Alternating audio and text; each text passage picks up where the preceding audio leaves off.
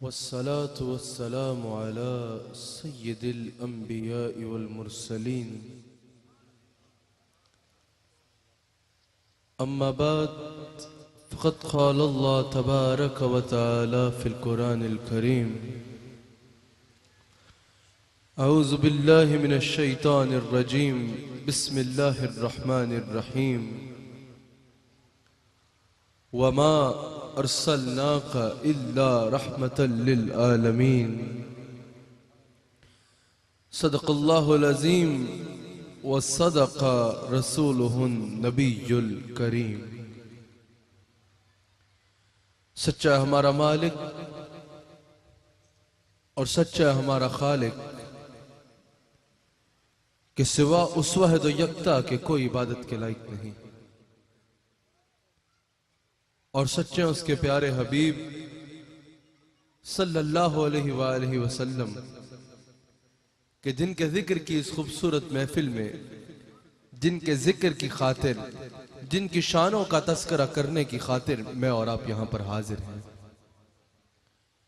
नाज़रीन इकराम, AYQ TV पर रक बिलोच की सरजमीन से आप प्रोग्राम ईमान और इस्लाम देख रहे हैं, जिसमें मेरा आज का मौजू हुजूर अलैहिस्सलाम की रहमतल लिल आलमीन है।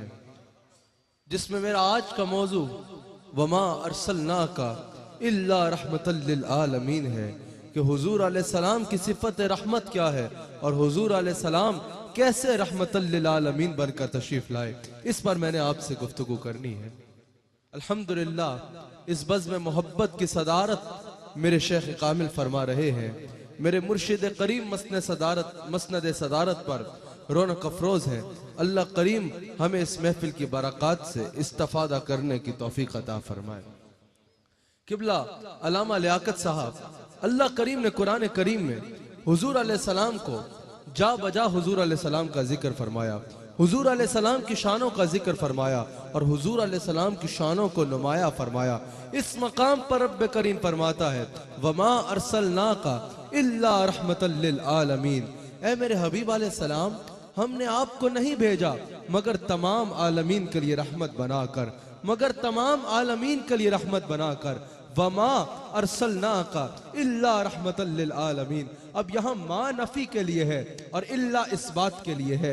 माँ नफी के लिए है और इल्ला इस बात के लिए है। रब्बे करीम ने इस बात से पहले नफी का जिक्र फरमाया, नहीं भेजा मगर तमाम आलमीन के लिए रहमत बनाकर। अगर रब्बे करीम यहाँ ये भी फरमा देता कि ऐ मेरे हबीब अलैहिस्सलाम, हमने आपको आलमीन के लिए रहमत बनाकर भेजा, तो बात समझ में आ रही थी कि हुजूर अलैहिस्सलाम रहमतल लिल आलमीन बनकर तशरीफ लाए। लेकिन रब्बे करीम ने पहले नफी का जिक्र फरमाया, मेरे हबीब अलैहिस्सलाम, हमने आपको नहीं भेजा मगर तमाम आलमीन के लिए रहमत बनाकर। मुफस्सिरीन कहते हैं कि जब भी नफी के बाद इस बात का जिक्र आए तो वो इस बात पर दलालत करता है कि यह शान मज़कूर के सिवा कायनात में किसी और को हासिल नहीं है। जिसका जिक्र हो रहा है उसके सिवा यह शान किसी और को हासिल नहीं है। आपको समझाने के लिए इसको आसान करता हूं। अगर किसी को अल्लाह पर ईमान लाना हो तो उसको खाली ये नहीं कहना पड़ता कि अल्लाह माबूद है, उसको कहना पड़ता है ला इलाहा इल्लल्लाह, कोई माबूद नहीं अल्लाह के सिवा, कोई माबूद नहीं मगर अल्लाह। जब वो नफी के बाद इस बात का जिक्र करता है तो उसका अकीदा वाज़े हो जाता है कि इसका सिर्फ ये अकीदा नहीं है कि अल्लाह माबूद है, बल्कि इसका यह अकीदा है कि अल्लाह के सिवा और कोई माबूद नहीं है। सारी दुनिया उसका यूं जिक्र करती है कि या अल्लाह, तुझ जैसा और कोई हो नहीं सकता, तेरे सिवा और कोई माबूद हो नहीं सकता। और वो हमारे आका का यूं जिक्र करता है, मेरे हबीब, जैसे रहमतल लिल आलमीन हमने आपको बनाया है, जैसी सल्तनत हमने आपको बनाई ना किसी ने पाई और ना कोई पा सकता है। जैसे सल्तनत हमने आपको अता फरमाई, जो शाने हमने आपको अता फरमाई, ना आपसे पहले किसी ने पाई और ना आपके बाद कोई पा सकता है, ना आज के बाद कोई पा सकता है। अल्लाह करीम ने हुजूर को वो मर्तबा और वो मकाम अता फरमाया कि हुजूर हर सिफत में बेनजीर और बेमिसाल हो गए। हुजूर बेनजीर और बेमिसाल हो गए।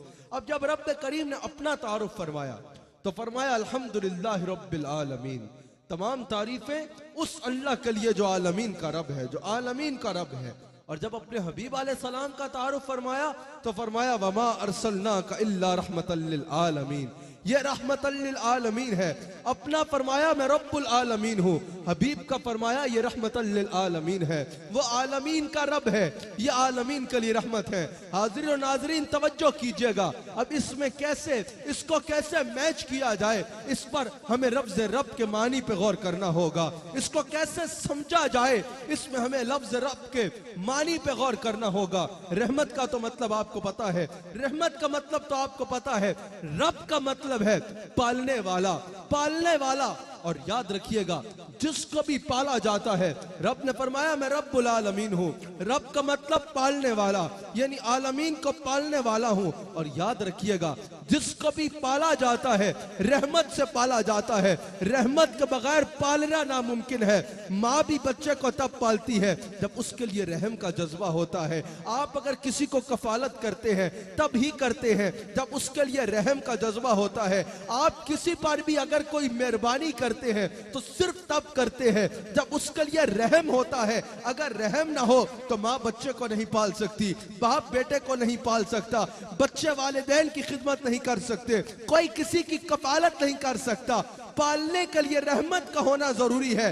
अल्लाह पालने वाला है, पालने के लिए रहमत जरूरी थी तो अल्लाह ने अपनी रहमतों का मज़हर अतब हुजूर अलैहिस्सलाम को बना दिया और ऐलान फरमा दिया वमा अरसलनाका इल्ला रहमतल लिल आलमीन, और मैं रब्बुल आलमीन हूँ। पालने के लिए रहमत का होना जरूरी है तो मैं हबीब को रहमतल लिल आलमीन बनाकर गोया के ऐलान कर रहा हूँ कि अब कयामत तक जिसको पालूंगा दस्ते मुस्तफा से पालूंगा।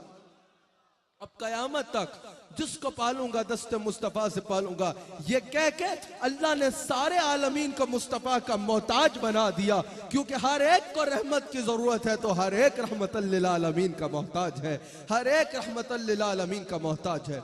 याद रखिएगा बाकी हर रहमत जो है ना उसमें जहमत का पहलू मौजूद होता है। अगर एक हद तक रहे तो वह रहमत है, अगर उससे तजावुज कर जाए तो वह जहमत में बदल जाती है। मिसाल के तौर पर अगर बारिश नहीं हो रही हो, बारिश नहीं हो रही हो तो आप क्या दुआ मांगते हैं, या अल्लाह रहमत बरसा दे।